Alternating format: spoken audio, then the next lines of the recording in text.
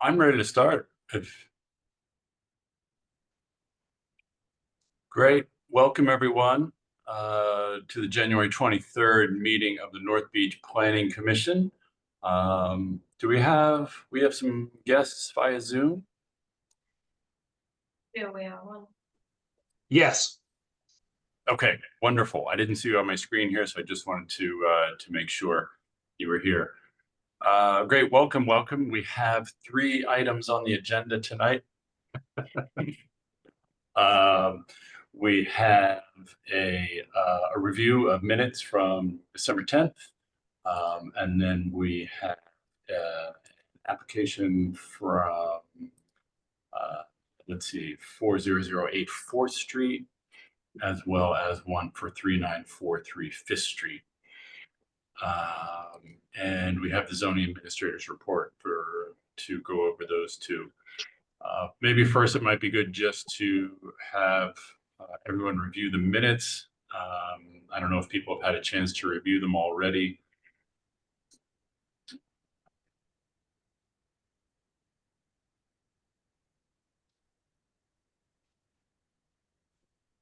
Any questions, comments, additions for the minutes? And would people like a minute to look them over? No pun intended. I'm good. Good.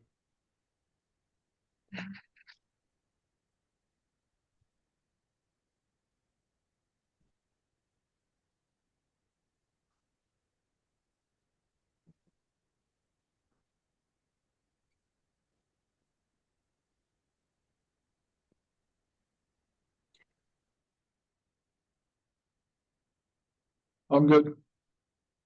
Yeah.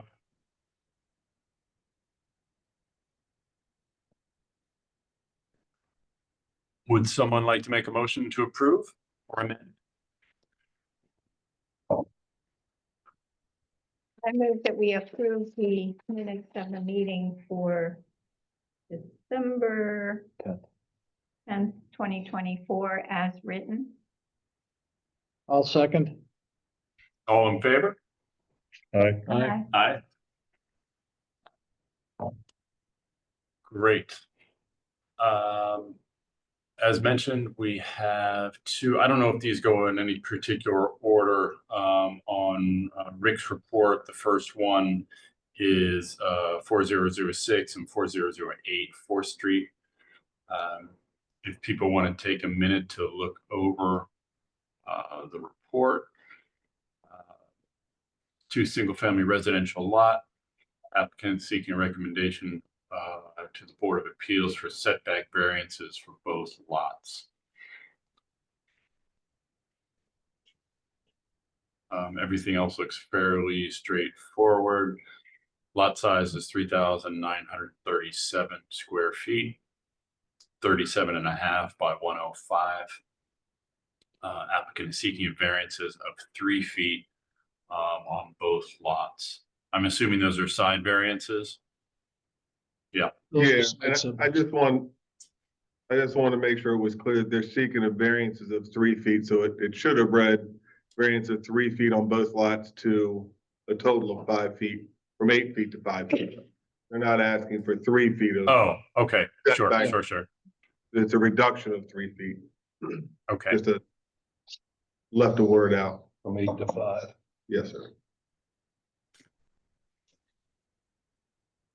And we're just approving the site plan? This is just a recommendation.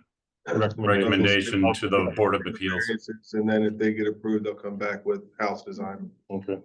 Although they did include They that. went ahead and did their site plan and everything.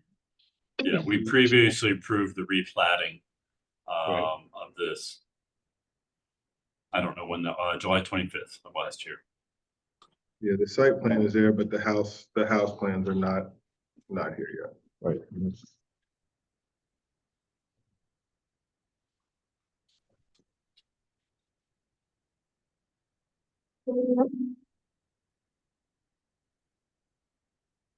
Any questions or comments from the commissioners? On the site plan for lot 29, 28R, excuse me. They show an existing tree on the lot, which I'm assuming is existing to remain. There's another tree which they show some clearing along the property line. So I'm assuming that is trimming of that tree. Correct. And then in the back, they show limited clearing, not all the way to the property line. And I just, do we have the purview to be able to say that the site plan should designate the tree to remain and clearing only to the limits indicated? Or is that not our purview? I mean, you could do that when it comes back for the. I just don't know why they're not clearing to the property line. Rick, can I answer that? Yeah, absolutely. So on the, and I do not have the plats up with me, so if I get 4008 and 6 mixed up, if you are facing the property from 4th Street, the tree that is in the center, or what is depicted, which is pretty much right in between the property lines that you all approved, we're only planning to take out the existing tree all the way to the left or the west side of both of those lots. I don't intend to take out that one that's sort of in the center and right on 4th Street. And then as far as clearing back to the property line, there shouldn't be anything else that needs to be cleared, to my understanding. It would just be the one tree. Well, it shows shrubbery, and you're basically clearing only approximately 8 feet from the house, according to the site plan, which leaves you about another 10 feet of uncleared land to the property line. And if you intend to clear that all the way to the property line, I guess that should be designated as such on the plan. I think the limit area of disturbance is just how far back they have to clear. The rest of that is grass leading to the alley. It's not actual. It's, so all this is not growth back in here. Not complete, no, that's, part of that alley is actually acceptable. So as I understand, you said that the tree on lot 25 is coming down? I'm sorry, the tree to the left, it's not, I don't know, it's on Yeah, lot 20. It would be the tree on 4006, lot 28R, on the left side of that. And that is primarily because the garage foundation and that driveway, anything digging in that area would destroy the roots of that tree.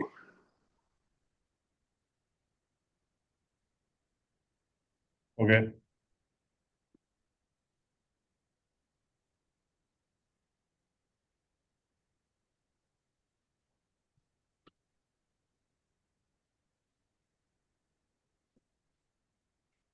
And this variance applies to both lots. Correct?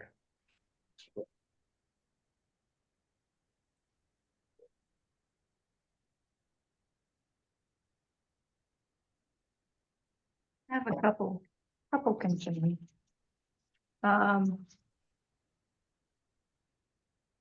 First of all,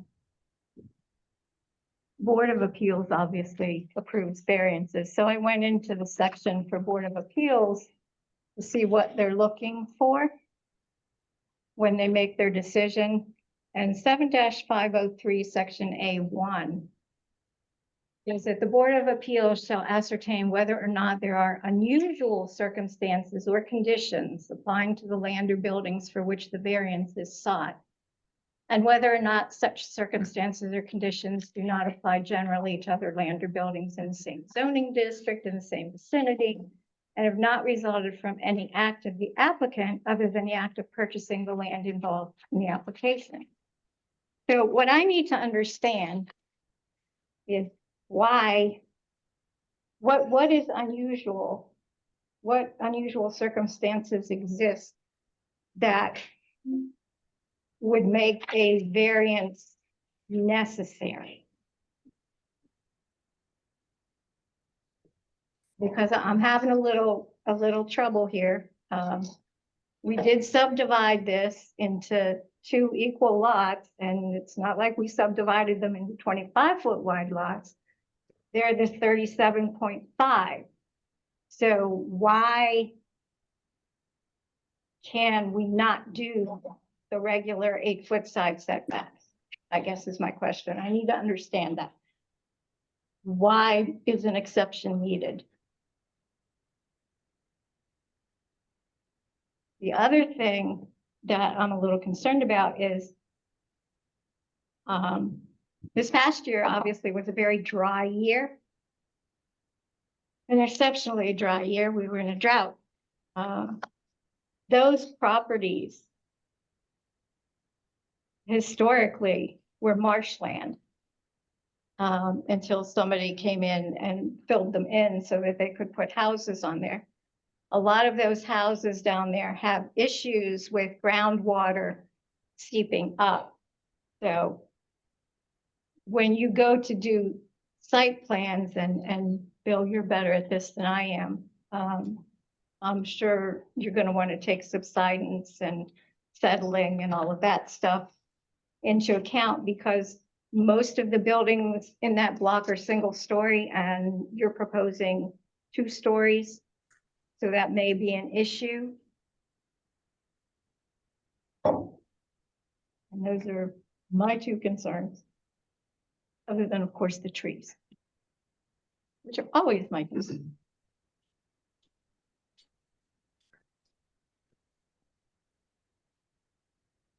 Well, I can certainly, this is Jeffrey with COA Barrett. I can certainly speak to the question with respect to the soil consideration and all. And most definitely when, these houses or excavation begins, it's certainly something that would typically be looked at, especially in this area with respect to the soil composition. I know in a lot of these areas that we work in, they end up having to do what they call spread footings and things of that nature to be able to make certain that they don't have those types of settlement. And I believe they had worked, the Scott Properties had worked with a soils engineer in the past on some of these instances. And certainly I think that's warranted here.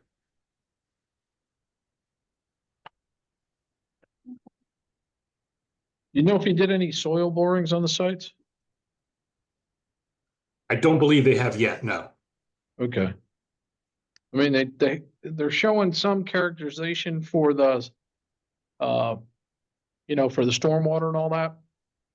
So, I mean, it would, with the conditions over there, I would assume when they have their foundation, they would want to do that, right? For sure. I mean, because we have another permit request coming in where you can see they took one so they could verify they had 2,000 PSF on some consolidated sand. So I would assume you're going to want to do some of that over there. Given those soil types, I would certainly recommend that, yes. Okay. With Well, as for the setbacks, that's just purely, it's the way you want to lay out the property, correct? Well, I think I'll defer to Jared for most of that, but I believe most of it has to do with practicality with respect to, the width of the structures themselves and making, rooms and that sort of thing that are comparable, to other structures. I know when you look at some of the adjoining houses in here, of course, it's just typical North Beach. They're all over the place. Some of them are right up on the lot line, some of them aren't. And we tried to keep it so that at least these 2 would have 10-foot spacing between the 2 structures, on the 2 lots that they're sharing there, and would still provide enough spacing between the adjoining properties as well. But like I said, I think Jared might be able to shed a little bit more insight with respect to the layout of the houses themselves. I mean, I appreciate the effort. The houses are centered, or at least they're theoretically centered. So certainly that helps the cause. And again, we worked with everybody to replat it so we could get some balanced lots. So it's a fairly valid question on, why we can't have the 8-foot setbacks based on these are new structures, then you're gonna center them on the property, so.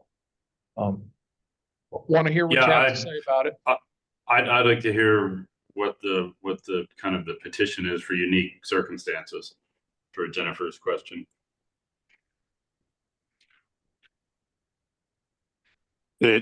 Jeff really hit the nail on the head. It is due to practicality of a layout of a house. I think that a 20-foot wide house is not a practical layout of an interior of a house when you're going 2 stories, and then with the conditions of the off-street parking and having to have 2 parking spaces, we always attempt to do a garage. That way anything that is stored inside of the house is not kept out in the yard or anything like that, and you can get your cars off the street.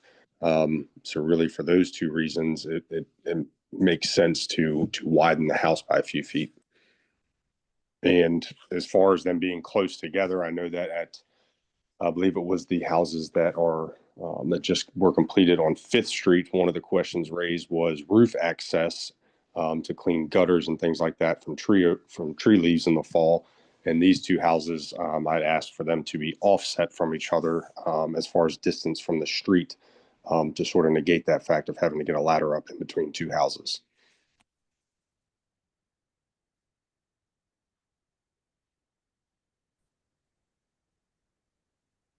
So essentially, it's because you just don't want to build a narrower house.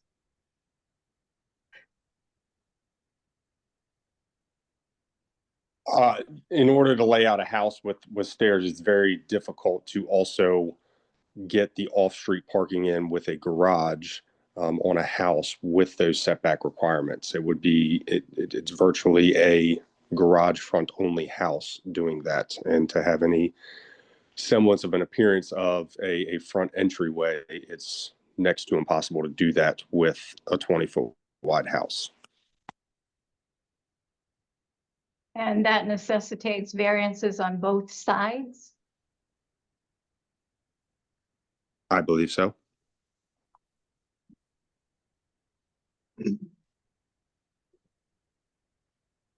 If you're going to keep them centered, then yes. Obviously, if you were to hold it to one side or the other, then no, but then you'd be asking for a lesser setback on the side than what you're asking for now. That probably explains what I was trying to say better, yes. Have you used this floor plan somewhere else in town? No, we've actually gone to a new architect, so these would actually be very different from anything in the past.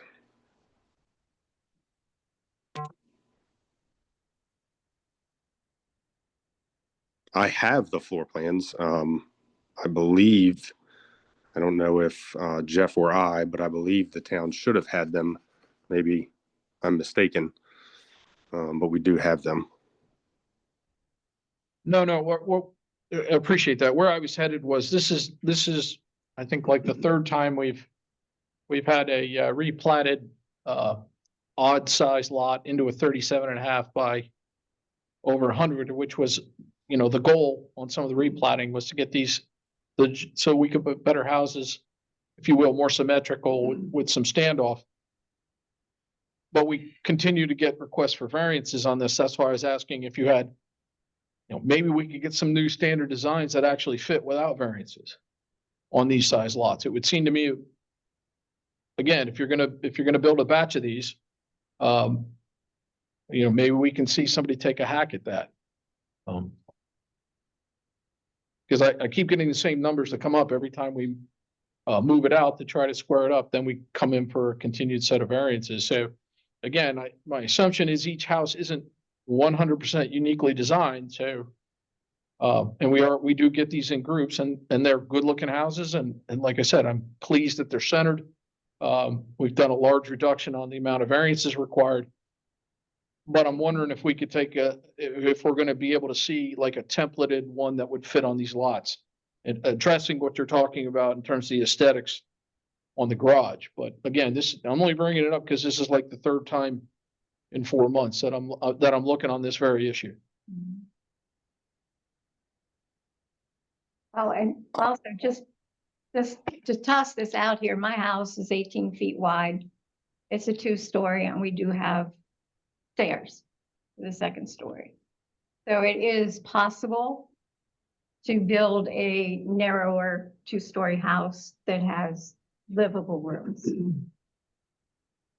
Oh, yes, I don't agree with that. I think they look really well.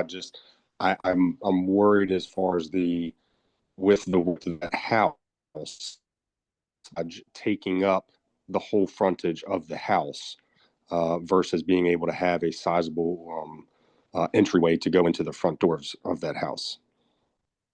I just feel that it could be overbearing doing it on 20-foot houses. Where I'm coming from is all.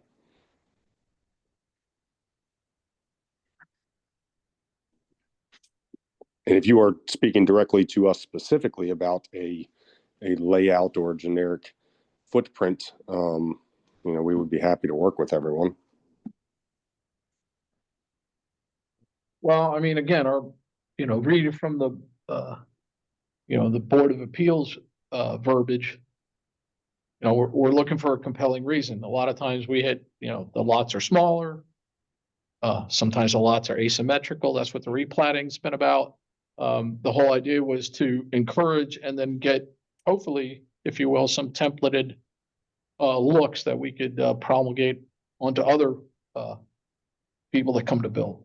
So again, Board of Appeals has purview, but at least from my view, we're gonna, at least when they look at it, take a look at what would be required as compelling.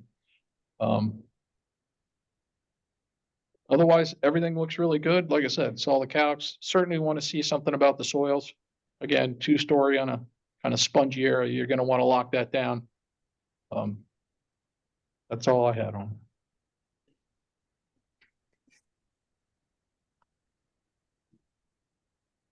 Steve, any more thoughts from you?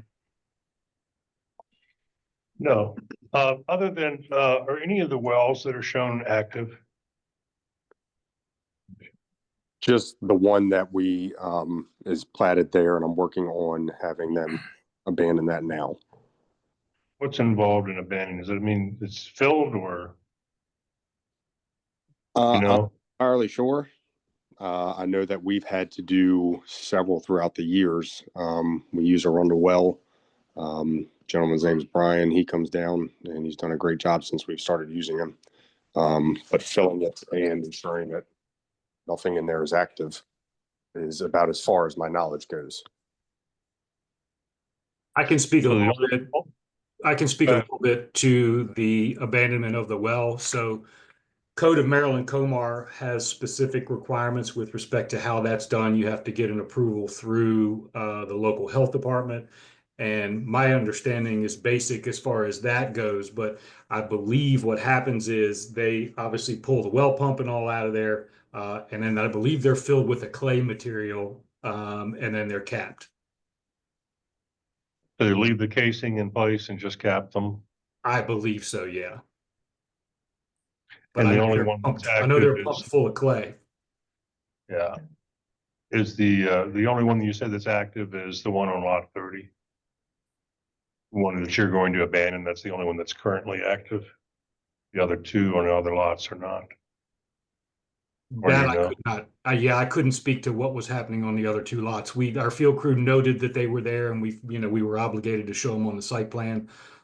Because I know, a lot of places in the town, and especially when you get outside the specific town limits, but then farther west, where there's no water service, they allow these interim wells until such time as the water service becomes available. But, I would assume that if these folks had wells, they were supposed to tie into the water service when it became available, but obviously this house wasn't, or at least wasn't up to a certain point. But yeah, they should be abandoned at some point.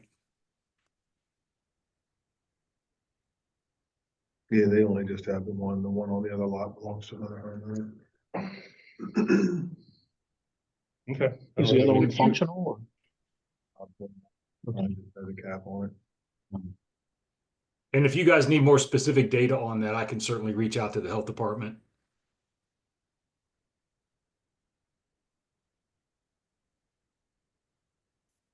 No, it's probably like a bentonite slurry Yeah. and then you cap it. So I was only wondering whether the other wells were operational. Sometimes it has an effect, but if everybody's over there is that's just legacy and not being used. And then you just gotta, I think my only note for the houses being a little wider on these two lots, if you look at the houses on 4th Street on that block, they should be they're all able to tell pretty ramblers. quick.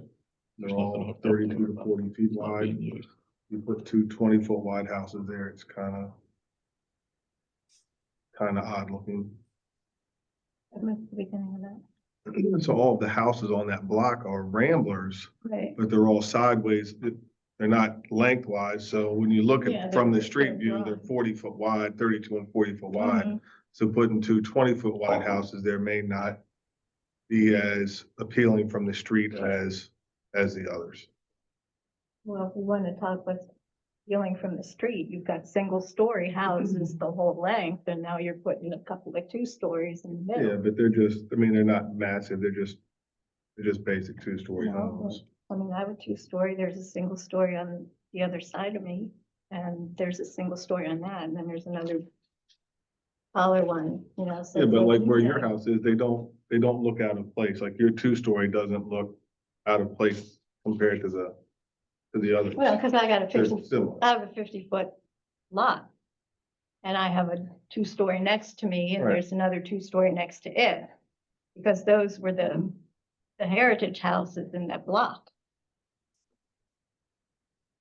But then, you know, when you start zigzagging things and you've got a whole, it's like over on 6th Street.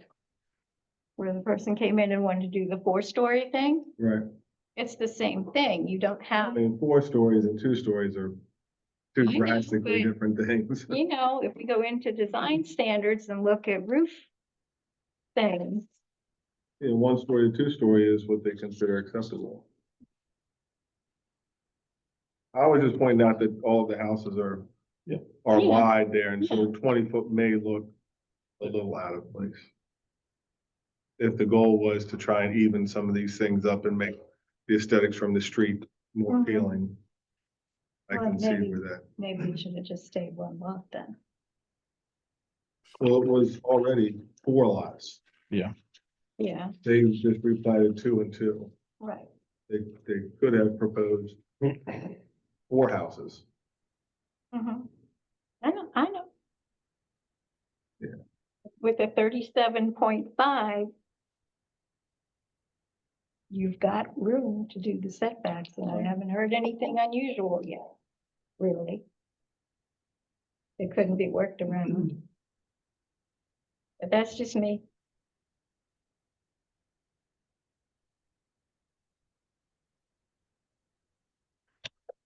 I don't know that Just, in my time on the board here that I have heard that before, that there needed to be a compelling reason for a variance. And it seems that we have generally approved side setbacks as little as 3 feet since my time on the board. So what I heard you reference, Jennifer, was the appeals board Mhm. requirement. I'm curious whether there's any guidance on our commission with regard to what we push up to the appeals board and say that's their decision to make as opposed to ours. I can't speak for recent, present, but I can speak from my initial 2 terms on the board, which was 87 to 97. And when we were looking at plans and a variance was requested, we looked at what the Board of Appeals would need to make a positive decision, and did we think that it met that? And if we thought it met that, then we would pass it up and say, yeah, we think you can do this. We, you know, obviously they have their own thing to follow, but if that's what they're judging it on, then we should be looking at the same thing. Otherwise, it doesn't make sense for us to kick in our 2 cents.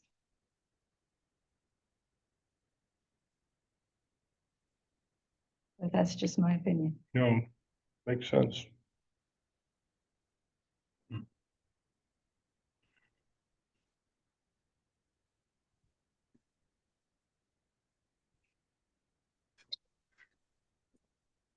I guess it's just variances aren't automatic.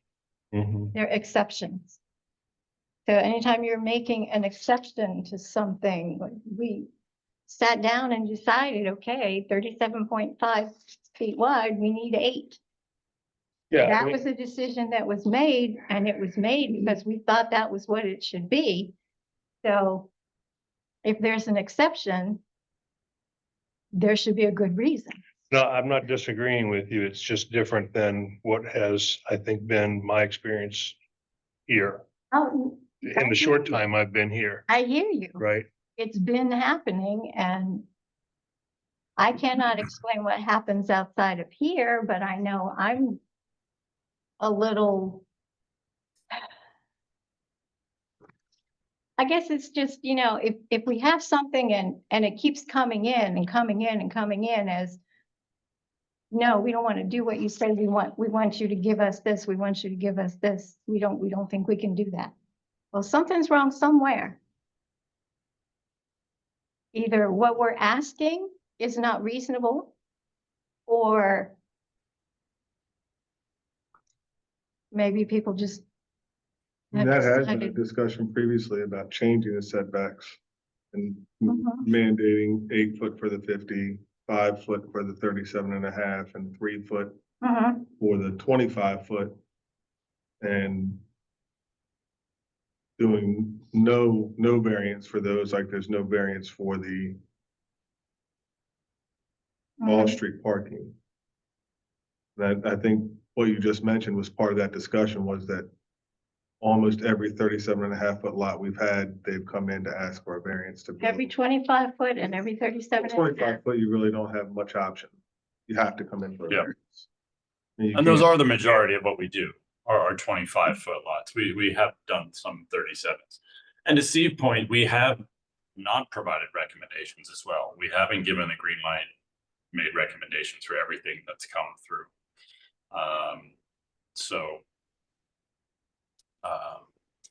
And I also think that we have in some ways, a broader remit to take into consideration other factors, including what the Board of Appeals would be considering. So.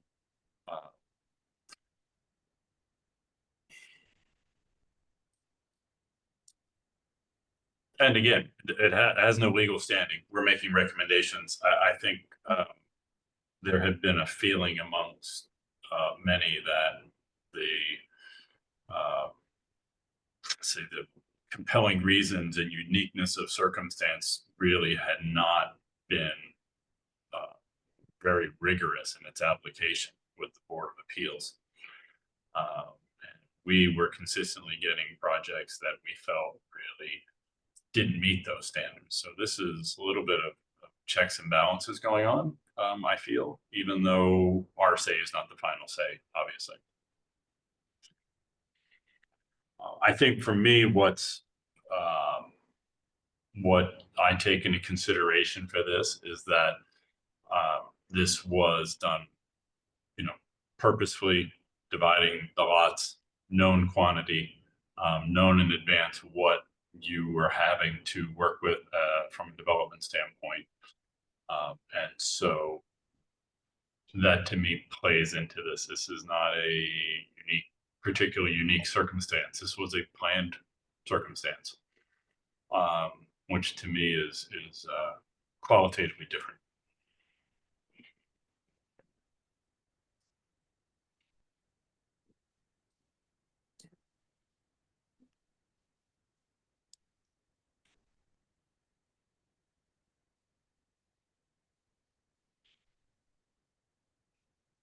All right, so we have to come up with a a recommendation here, right?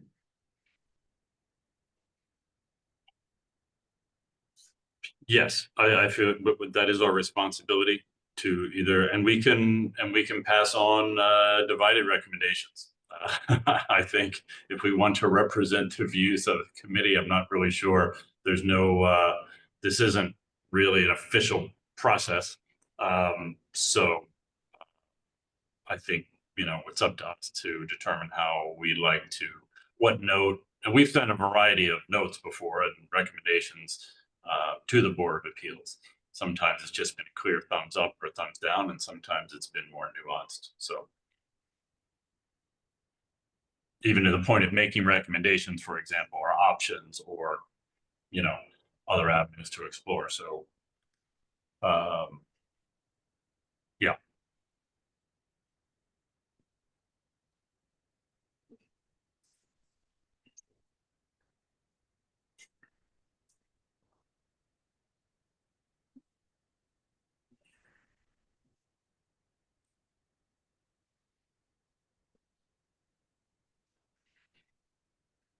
So how are people feeling in terms of just to approve as presented? Not recommend with comments, approve with comments. I think those would be the traditional ways we would do that. I think providing some feedback is helpful, and it's our responsibility to do so. But this is a recommendation to go to the Board of Appeals, not. I guess we could jump it and approve the whole permit, but I thought that what we're doing on this one is a recommendation to Board of Appeals. About the variance. Yeah, I mean, my understanding is we're not a gatekeeper for the Board of Appeals.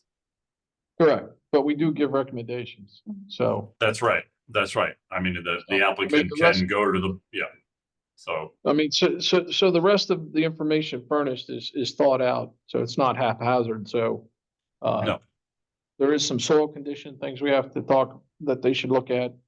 But that'll come back in the site permit. I guess the trees would be something. Do you want them to? I don't Just think to- it's not a variance or anything, No, so. no. So what we're doing is just, I guess, I would say, we would like them to, evaluate the need or the compelling need for it to get the variance. That we're seeing as potentially this could be designed to fit in with 0 variances, and we'd like to see that. But again, it's their purview. We're just I gonna mean, bring it up. we could phrase it that way. I mean, we can ask Rick, but in general, my understanding is that we provide kind of guidance or our take on the situation to the Board of Appeals. I feel we can do a full-throated, approval, and we can also do something more nuanced. We could do something that we can say we don't see that there's a compelling reason or unique situation that warrants this. Well, I think that one of the reasons the Board of Appeals is in place, and maybe in case there is some dissension or division on the planning commission, for them to rule on. So Jerome, exactly what you said in terms of this was a planned from the get-go variance request is that speaks a lot of volume in terms of the developer knowing ahead of time. On the other hand, from where I stand, I just think that could be an appearance of, arbitrary enforcement of what gets approved in the way of variance requests. And I think we should be consistently applying some sort of logic or rule. So Could I, I don't know any way to resolve that other than to go to the planning board and say, we need your decision on this. could I just say one more thing? Sure, please. As far as the compelling reason, and this may not fall into that category. Obviously we didn't plan for the house to catch fire and almost burn to the ground. But once the damage was assessed and everything, the plan was to subdivide that lot. However, this did start out, my grandfather likes to do a garage on every house. And I had talk with a few different people from the town. Rick was one of them originally, and the original plan was to have the garages enter from the rear. But finding out that that alley is, I guess, abandoned or no longer in use, it was a virtual impossibility to put the garages from access from the alley. That is what changed it to have these garages be in the front. And like I said before, just the overbearingness of having, an almost 15-foot wide garage and then a 5-foot entryway for stairs and rails and columns and things like that just seemed overbearing on the front of that house. So to speak to a need for it, it somewhat did have to do with the fact that we had originally planned with an alley behind the buildings is to put the garages in the rear. That way the entire street frontage could have been used for aesthetics and an entryway. So not that that helps our case or anything like that, but just to speak to it, like what our original plan was, that was the original plan. What's the garage width? 13 feet? It's 13, and then with 2 8-inch block walls on either side of it, it does push it closer to that 15 feet dimension. By the time you get from the interior of the hallway, when you enter to the exterior of the house on the other side of the garage, it's close to it. You've got another 12 foot roughly for the entry. If the variances are approved, yes. If they were not, it would be a just under 21-foot wide house, which would leave you with close to about 4.5 feet on the interior, which then you have to move stairs in the back and things like that. It can be done. That's sort of the reasoning behind all of this.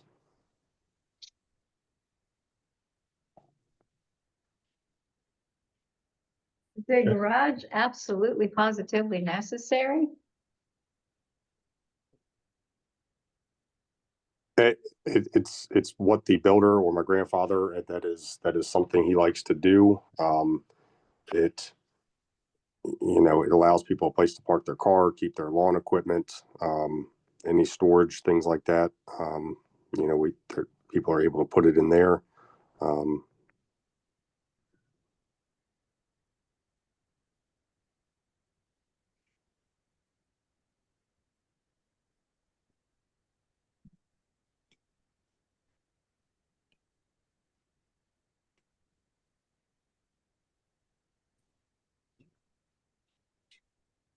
So the zoning says, I'll just read that so you guys know what it says. It says that the board will request an advisory opinion from the planning commission, and that the commission shall submit a report of such advisory opinion prior to their decision. So the report can have all 4 of your individual remarks. Doesn't have to be a conclusive.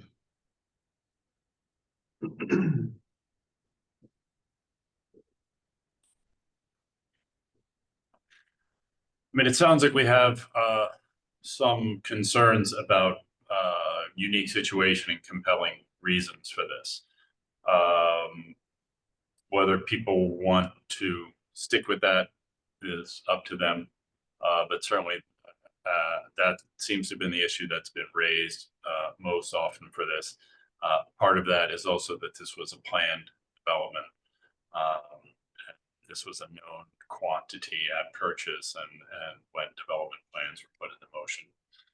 So I think that's what I've heard over this discussion. Those seems to be the 2 most pressing points. There are obviously some other issues in terms of parking and desire to have a garage and so forth, but those seem to be secondary.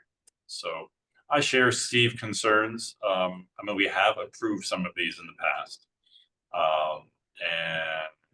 But when, also as Bill presents, is that when this is repeated, it seems to be part of the development plan.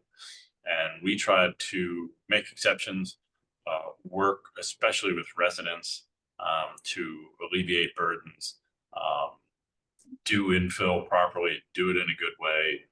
We like, as Bill said, we like the design.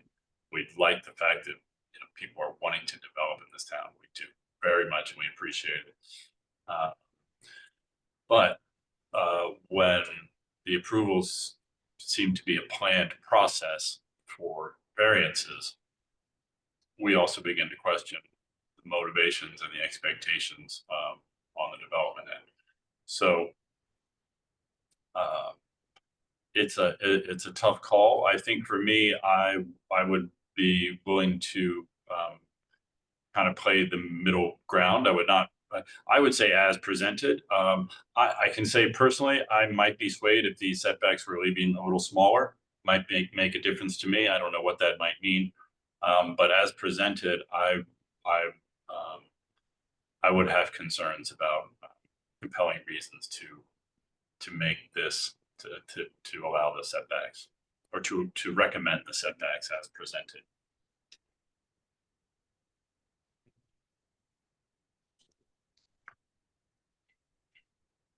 I would agree with that. I mean, again, we're gonna remand it to the Board of Appeals, obviously.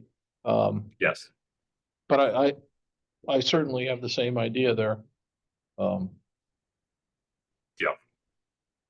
That board can dig a little deeper on, you know, on the reasoning, et cetera. And if I recall, their purview is, each of their decisions is not a precedent.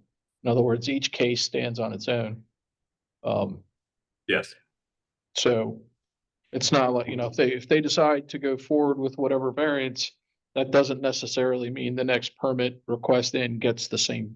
Each one has to be standalone. It's not a cumulative thing. So if we have concerns, we could take the package as is. I recommend the Board of Appeals to, if you will, put some focus on the side setbacks based on, you know, it's a controlled set of properties here. And let them dive into any compelling reason. I don't think I formulated that as somewhere along those lines. I think that covered, because the other items we were worried about come back in on the site permit, like the soils and the, if you will, the landscape and tree stuff. So although they've done a good job on almost everything's in there, so. I mean, we could, maybe that's our recommendation. Our recommendation is that the Board of Appeals fully examine the unique circumstances and compelling reasons to provide a variance.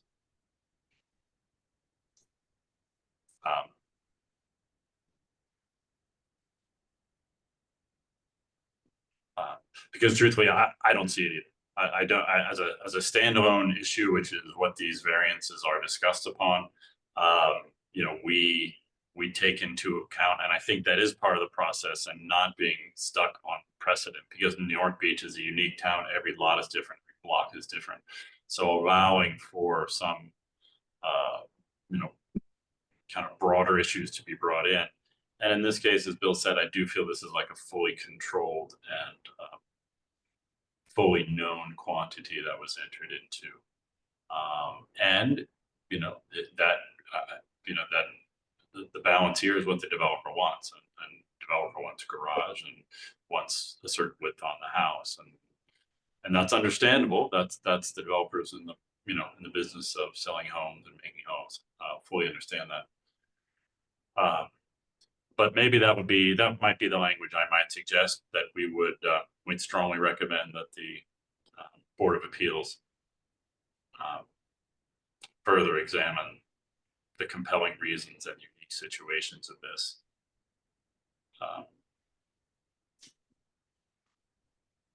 As presented. As I said, as an action of this board, I mean, I'd be inclined to agree with that recommendation as an action to the Board of Appeals, but I think developers may get the sense that this is part of their planned development, is to request variances because variances have been granted. And the compelling reason argument has not been one that has been brought up before, to my knowledge. And so I think that this body should focus on not part of this review, but the consistency of the application of that, so that in the future we have set within ourselves our own precedent that this is a requirement for a variance. Because we have not had that brought up before Oh, as a well, factor, I- to my knowledge. That's fine. I've been on both boards for quite a long time, and when we're combining lots and replatting, trying to get to more balanced properties so that you can start eliminating geometry problems, survey problems, utility problems. There can be, especially grandfathered structures next to each other. There's a whole rack of Those would be obvious. compelling, compelling you know, reasons, right? but when you've replatted to specifically clear the space, if you will, I'm gonna look at it a little differently. I agree, I So- agree with that as well. I mean, I'm. So all I'm saying is the Board of Appeals has in their lane to dive deeper into that. Mhm. Gets into the adjacent property owners, but in this case, it's the same owner for both properties because it's being developed. So some of the things that you worry about in a pure appeals case on a variance is a little different, right? Because you know, you're kind of set up on that board to make sure that an adjacent property with a grandfathered property is not, if you will, impinged or the next structure comes and weighs in. You try to make sure that the grouping of lots there can get along, if you will, and have access. So I would I think the package is good. I just would like the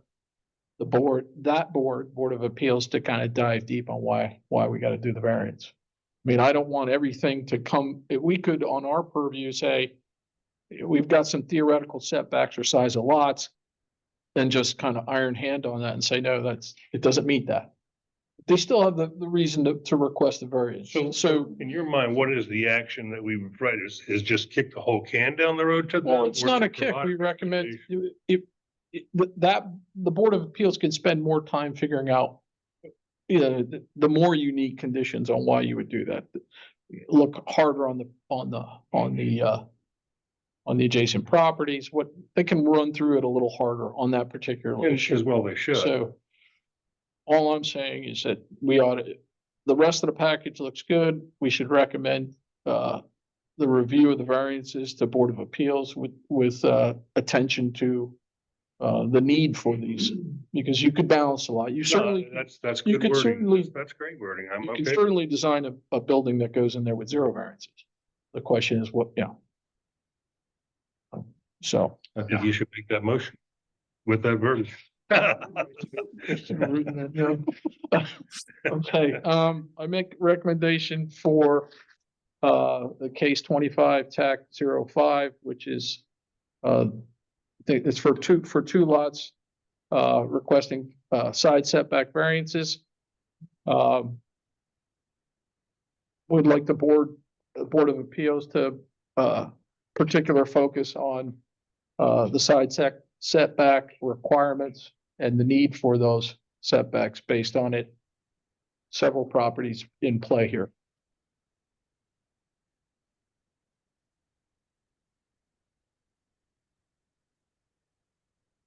That's all I have. We need to read back on that. Okay. Let's let them interpret and read it Yeah. back and see if it makes sense. Soon. Want me to read it back? Yeah. So, your recommendation to the Board of Appeals to focus on the side yard setback requirements and the needs of each property.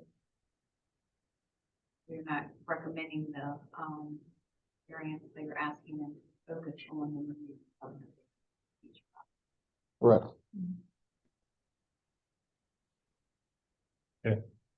Good. Did I get a second? I can't second mine. If you guys want to second, would somebody second that or not? You have to second it, then you can discuss it. I'll second it. But I have a question. Since these are two separate properties and two separate applications, do we have to do two separate recommendations? Like, can we bundle this like we just did? Or do we have to do the same thing twice? I think, Yeah, they came, The application is bundled, no? So, yeah, that's what I was responding to, was it? the site plans will come back as individual. Right. Okay, I just wondered because it was two, I The don't site remember. plans will be individual because they're Separate building permits. Yeah. Yeah, I just didn't remember doing anything different at the same time. Yeah, the site plans will come back individually. This is just set for both lots. Okay, thank you. So we have a second.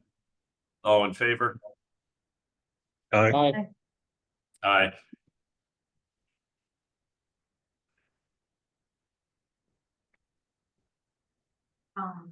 Is the plan to take this to the Board of Appeals in February? Yep. Great. Stacy, you've got all the wording there and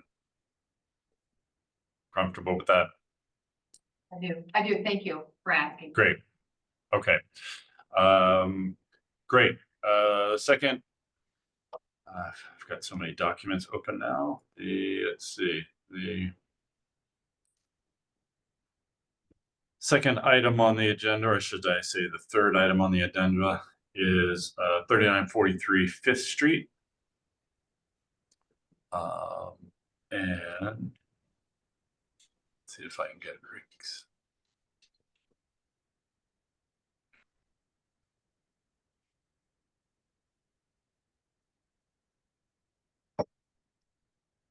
Single family addition, consisting of one story at 322 square feet, 50 by 105 lot, 5250 square feet. R1 zoning.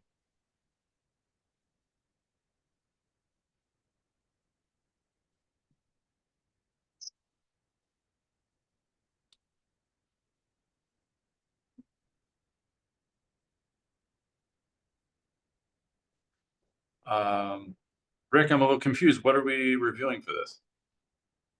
They're asking permission to build a 322 square foot addition on the side of their house. Okay, but it seems to be within setbacks. It is. Okay, so it's conforming. Is there anything that's not conforming or any Nope. oddities? Okay, Nope, requires no variances.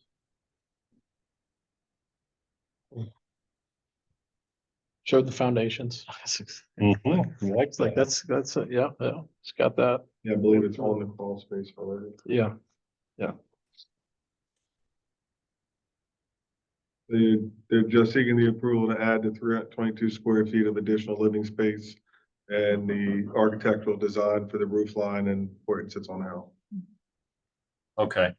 And it's living space, not kind of looks like it might be a garage, but no, living space. Yep. Correct. Okay. Um,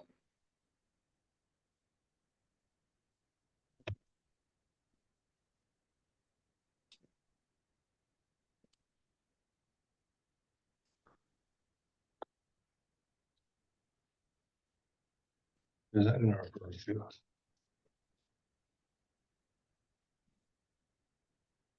Request that to be removed from the side discharge to the rear discharge. Probably a mini split, so it's, you know, pretty wide. Maybe.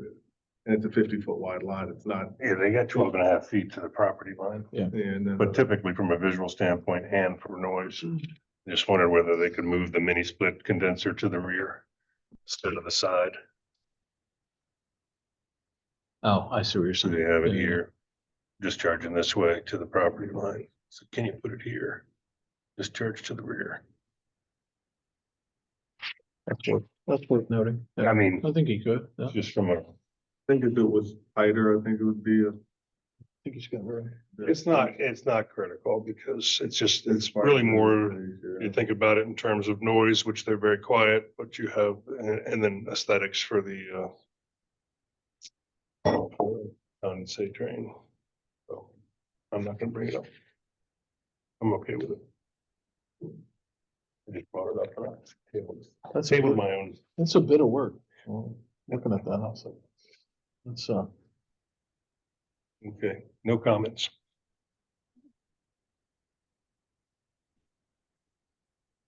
yeah, designed out, so I was happy. What's that? I said, yeah, they're designed in the foundation, so I'm happy. That's- Like, I hope we're not taking that on.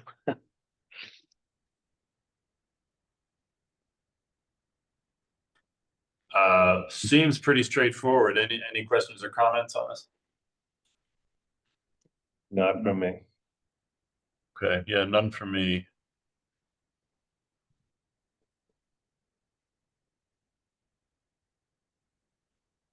I can add. Mhm, okay. If it gets approved, I can throw that up to the contractor.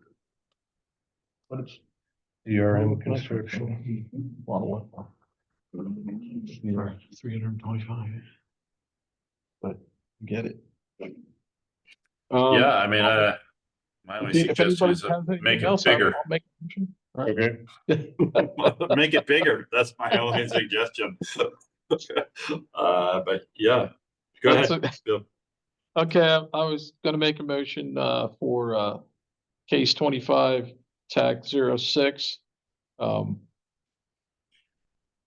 We approve as submitted. Second, Second. all in favor? Aye. Aye. Aye. Great. Any other business? One thing. We might want to, as we go in and review different sections, we may want to look at section 8. And make sure that we have in there that we are compliant with the Maryland law that has provision for alternates. Because we don't, our stuff isn't showing anything. But the Maryland code does. Let me speak on that real quick, but good suggestion. Before the mayor appointed alternate, we sought an opinion from our legal counsel, Mhm. and they felt that we could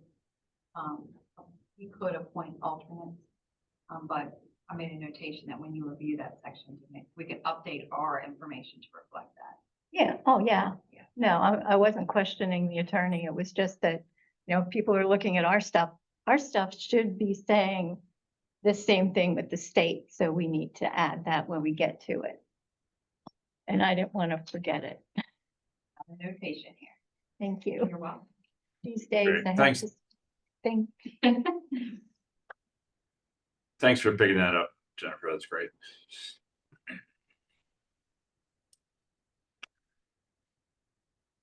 Anything else, Rick? Anyone? No, sir. Okay. Would anyone like to make a motion to close the meeting, January 23rd, 2025?